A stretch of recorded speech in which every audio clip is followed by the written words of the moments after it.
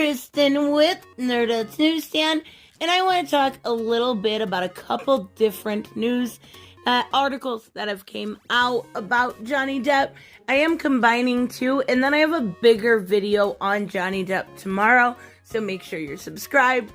There is a whole hit piece done on the Hollywood Reporter we definitely have to talk about tomorrow.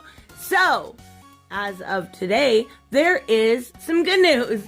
Actually, two pieces of really good news. So, as per an application with the Court of Appeals, spotted by the Press Association, Johnny Depp will continue his legal brigade. That cost him his job against Warner Brothers, against Amber Heard. Now, we all know what happened when it came to the UK court. We all know the story behind it. But unfortunately, with the loss, not everybody was so sure he was going to move forward. Well, he is. He definitely is, and I think that's a really good sign.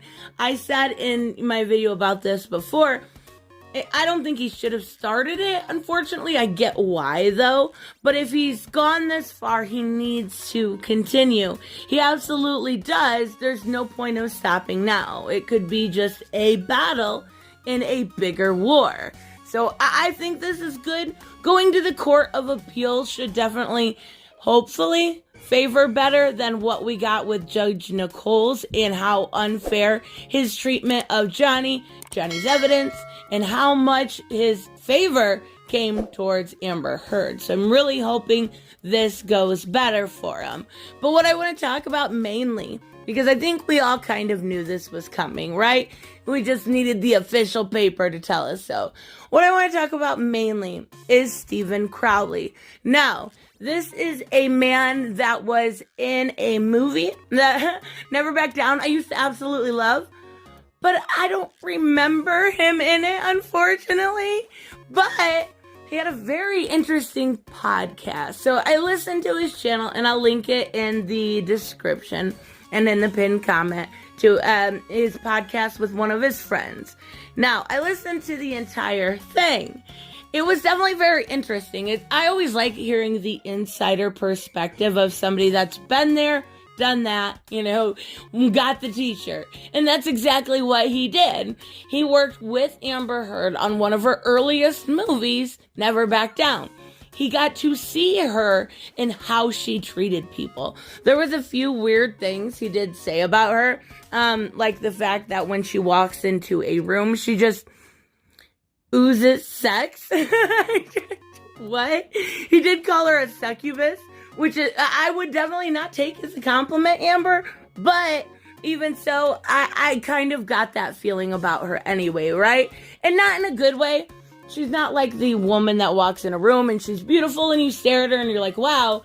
No, she's the one that walks in the room that's real trashy, right? And you're just like, I know I can get some. Oh, that is Amber Heard. But he did put a picture up, I guess, on his TikTok. He must be young. Or I'm just old. And he put, me trying not to get beat up every day on set for 3 months. And it's a picture of him and Amber Heard. Now, let's talk about the conversation that he had. He basically said, Amber has this sex personification. She's charming. She's Poison Ivy IRL, maybe. But so much manipulation tactics used in this that he says he would have literally, if she asked, went out and killed somebody. Not a good thing to say, but even so. He says, obviously not really, but he's just talking about the mass amount of influence she can have and does have on people. Now, this was during a time when she was dating Tassia Von Ree, and he did say he knew, and this is before they got married, that they had multiple blow up, straight up, crazy fist fights, right? He also talked a little bit about Amber Heard's drug and alcohol issues and the stuff he saw with his own eyes. What I found very interesting is when he talks and brings up Johnny Depp. Now, obviously we know that they met on the Rum Diaries. Well, that is when she was married to Tassia Von Ree. Johnny was very interested in her initially from the story being told. And it came down to the fact that she had no interest in him until some time later, until one of her movies failed, a TV show failed. And all of a sudden, Amber was right on that Johnny train. She wanted to be with him, and he didn't say it outright. He kind of said, make your own inference from what I'm saying, but basically said, that she didn't want this man. She didn't have any interest until she was starting to fail as an actress. And then she was really interested, and it definitely seems like, we all know it, but now seeing it in the public, saying that this was obviously a move for her career. And he did, say it was career, but he did say that at one point in he was at a bar in LA, I'm not sure of the name, but he said, walked up to a girl and said, you look like Amber Heard. And she said, well, that's because she's my sister. So she was, or he was talking to Whitney. And from the conversation that they had, it did seem like Whitney agreed with most of what she said. She said straight to him, Amber's not interested in Johnny. She's interested in her career. And yeah, it's a little scary to think that a woman could be that bad. What's even scarier is she's not the only one like this. She really has made a mockery out of women, out of LGBTQ folk, out of real victims. And at this point, it's like, why is anybody casting her? Why is anyone keeping her on cast? How can you respect this woman? Well, he had a little bit of an answer to that. And he said, because, people in Hollywood, maybe it's not as public, maybe people don't know as much, but they are doing just as terrible things. They are terrible, terrible people, and they are doing just as bad. It's just not in the public light. So it does make a little bit of sense, right? It makes sense to the point of, we know what exists in Hollywood.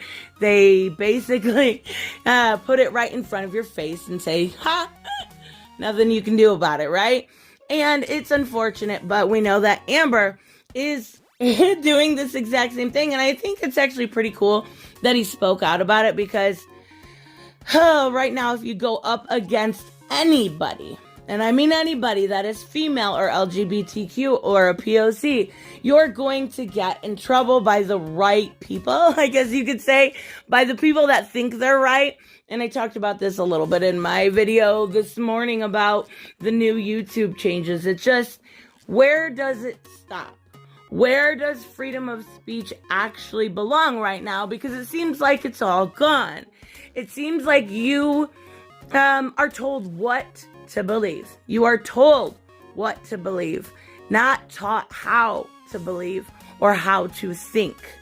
And that's really a shame. It seems like it's just getting worse and worse. But even so, at least there is some good news in this. There is the news that he has filed for an appeal. So let me know, of course, what you guys think. If you want to check out Steven's video, I will put it in the link in the pinned comment and in the description so you can check it out. I subbed to his channel. He only had like 200 subs. He was doing a good job already, so I think he deserves some more. So make sure you check it out, and I will see you guys in the next one. Bye-bye. Hey guys, I want to give a huge shout out to my Patreon and subscribe stars. You guys literally make this channel possible. Huge thank you to Cage the Mick, Robert Mick Twiz, Black Knight Fool, Brucey, Chris Z, David L, David Rafford, Jeffrey Allen Carnes, Mighty Balls, Mike Buckner, Maizen Barbosa, Ruskar, Ryan Decker, Robert Hoffman, and Doc Holliday. You guys are absolutely amazing, and thank you so much for all your support. Don't forget on the way out to like as always if you enjoy the content, and hit subscribe.